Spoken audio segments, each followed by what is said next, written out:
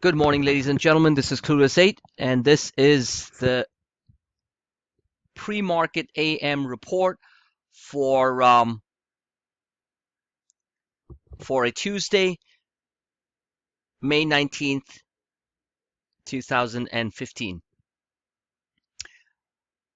All the patterns, all the projections, predictive game theory forecast, behavioral game theory forecast, everything that I've been talking about, explaining in detail, analyzing and presenting to all my members and free trial subscribers uh, are basically coming to fruition.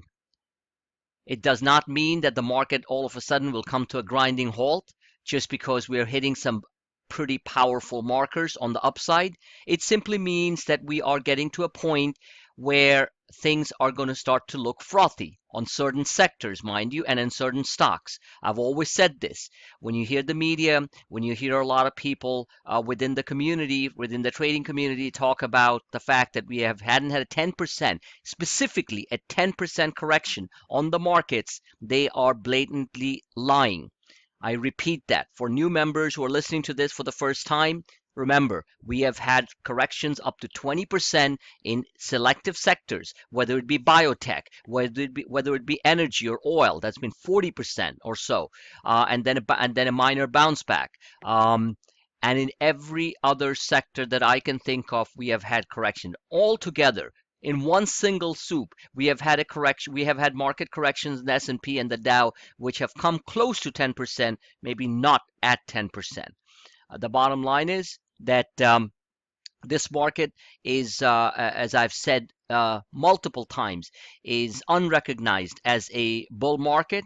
The majority of traders, even within our group too, I wouldn't say majority, but a few, are constantly fighting an ideological war with the Fed without even understanding the basic tenets of supply side economics and the basic tenets of this QE programs and things that take place. It does not mean that you have to sit there and be a PhD in economics from Princeton to support everything that the central banks do. But keep in mind that if you are an investor or a trader and you have been fighting this ideological war since 2009, you have made absolutely no money in the stock markets. You know exactly what I'm talking about. So the reality is fighting the Fed, fighting all the big the what should I say, the nuts, the gears that run global central global economies, including ours, is a futile game. I suggest that engaging the markets, being tactically defensive and tactically aggressive on the long and short side is the way to really make money. Hell, I'm not going to go into too much of a macro analysis for all that stuff because it drags on. Let's look at this market right now and see what I see. I superimpose something called a Darvas box. You want to know what it is? Please go to Investopedia and Google it, okay? Or Google it. It's a Darvas box, Darvas. Nicholas Darvas from way back construed that. It's basically this, similar things that I draw as in, moving out of a particular box, the channels. That's really what they are. So as you can see, this is the Darvas box here, and this is where we are right now, and it moves in. If you look at this is basically a channel box. You look at the channels, and we broke out of a channel. We also broke out of a very large macro ascending triangle that I've been talking about for months. I spoke to every one of my coaching advanced coaching members over the past couple of weeks, including as recently as Sunday evening on the group session. I explained exactly what the move was going to be in the market. That's exactly what's being played out.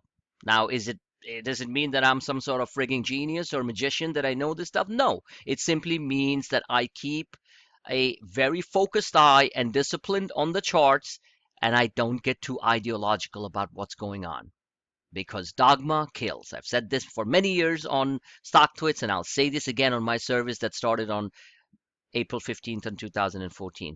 Dogma kills, just like in life as in trading. You cannot be a frigging extremist and think that you're going to survive. Eventually, you're going to die because extremism kills.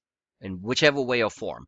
So the same thing with markets. You cannot be dogmatic. Yes, you could have a bias. I have a bullish bias on the market going forward with the tactical bearish pauses.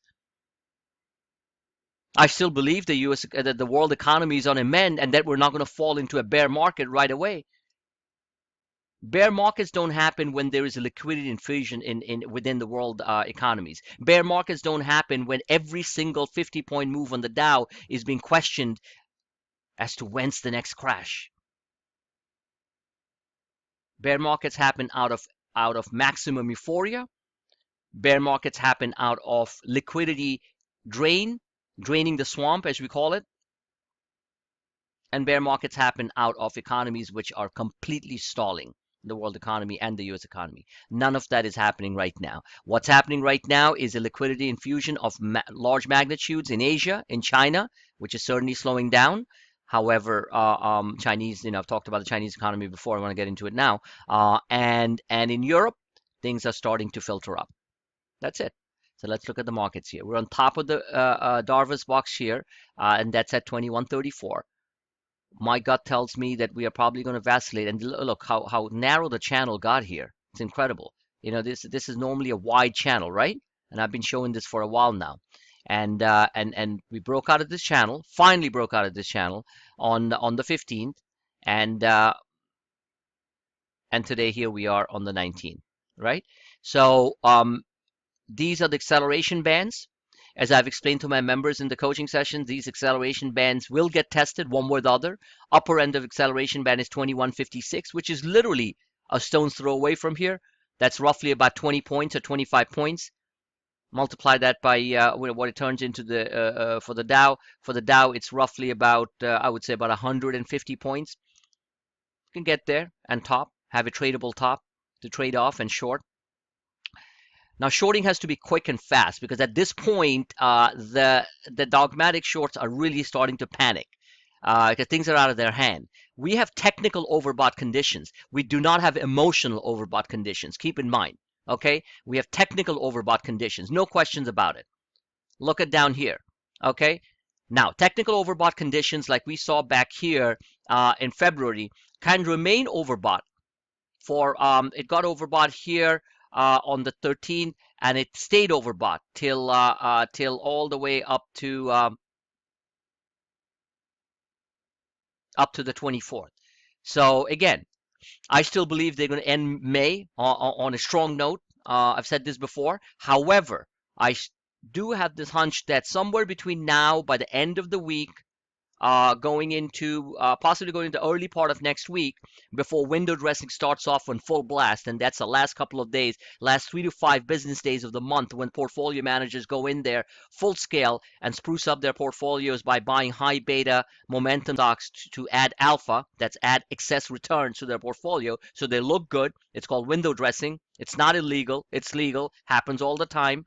So before that commences at the latter part of the month, I believe we do have one quick sharp move down, which should be bought. And I think that's going to happen within the next 24 to 48 hours. That's my opinion.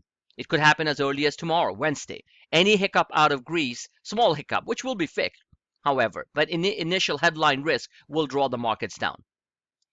Okay, and Greece is definitively the trigger that's going to pull the market down about 200 to 300 points, in my opinion.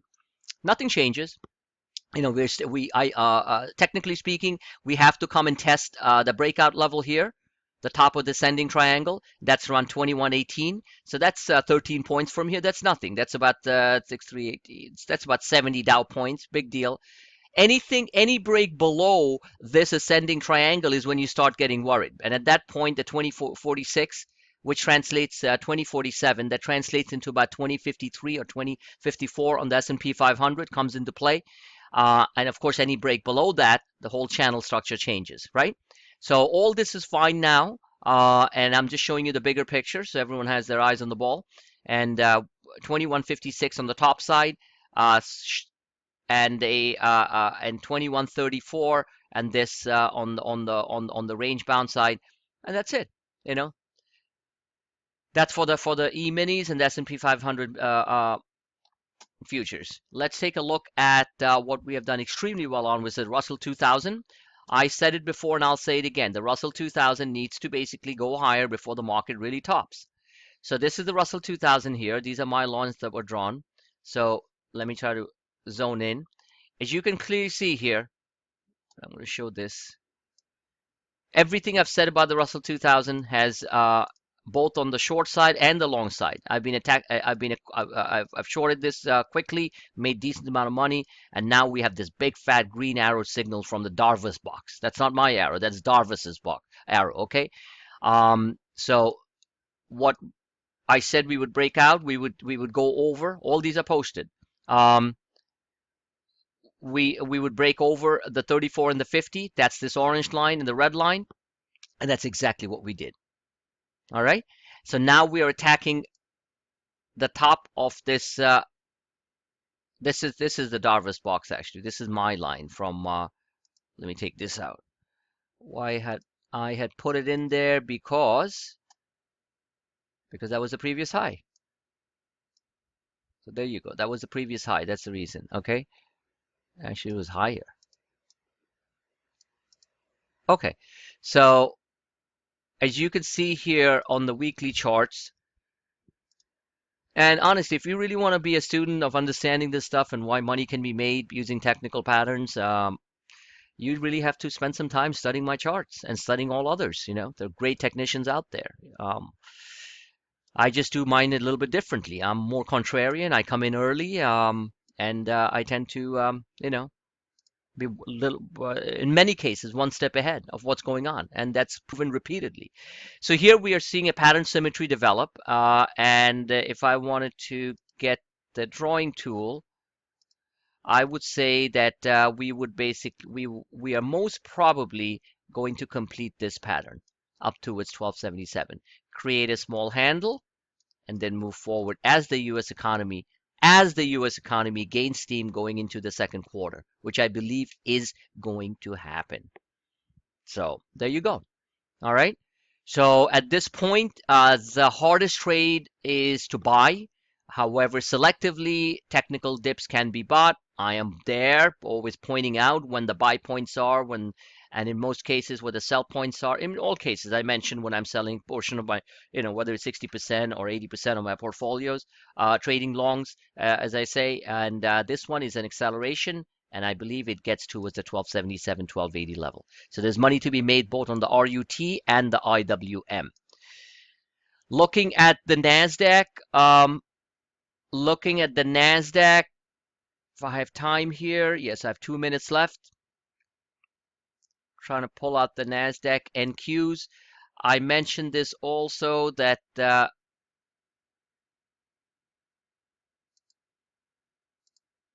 what am I doing wrong?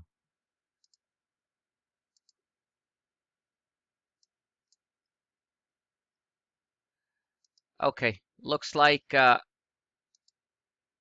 right. Show you this. So looking at the Nasdaq here, let's take my lines out, remove all drawings. All right, good. You can clearly see here the top of the Darvas is 45.64. This is a weekly, so that's going out a bit too much. We're right there on the top here.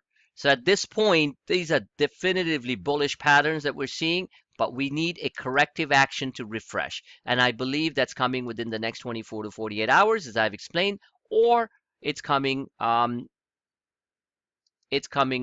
would say, I don't have a calendar right in front of me.